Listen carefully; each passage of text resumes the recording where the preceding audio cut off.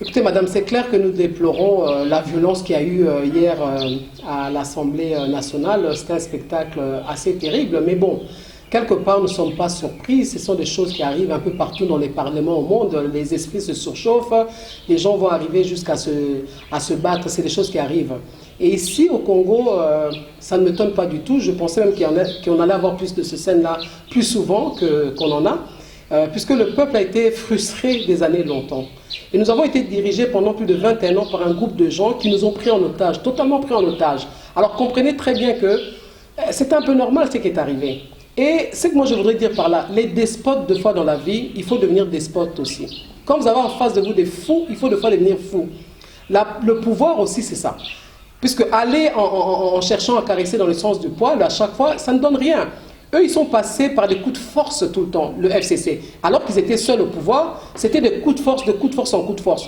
Ils sont habitués à cette politique-là. Et pour les arrêter, il fallait une folie, il fallait une force devant eux aussi pour les arrêter. C'est ce qui est arrivé. Si,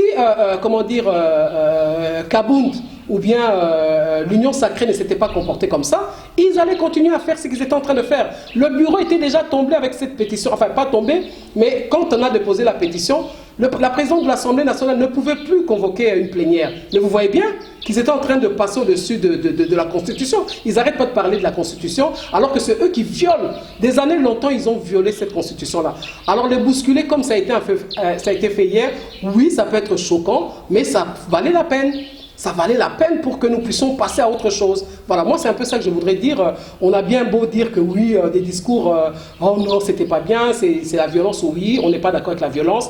Mais deux fois dans la vie, je voudrais rajouter quelque chose. Ma mère, quand j'étais jeune, j'avais une amie qui me brutalisait à chaque fois. Et dès qu'on devait se battre, je courais, je refermais la porte, j'entrais dans la maison. Un jour, après la 10e fois ou la 1e fois, ma mère, elle me voyait courir en venant, elle a fermé la porte.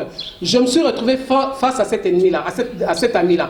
On s'est battu comme vous ne pouvez pas imaginer. C'est elle qui régnait dans le quartier. Et à partir de ce jour-là, personne n'avait gagné. Mais à partir de ce jour-là, elle ne m'a plus menacé, elle ne m'a plus jamais dérangé. On s'est respecté jusqu'à aujourd'hui. Donc dans la vie, de temps en temps, ça prend ça pour qu'on puisse avoir un changement. Voilà, c'est arrivé, et nous allons avancer. Et quand ça doit encore se répéter, ben, il va falloir le faire encore. C'est comme ça, c'est la vie.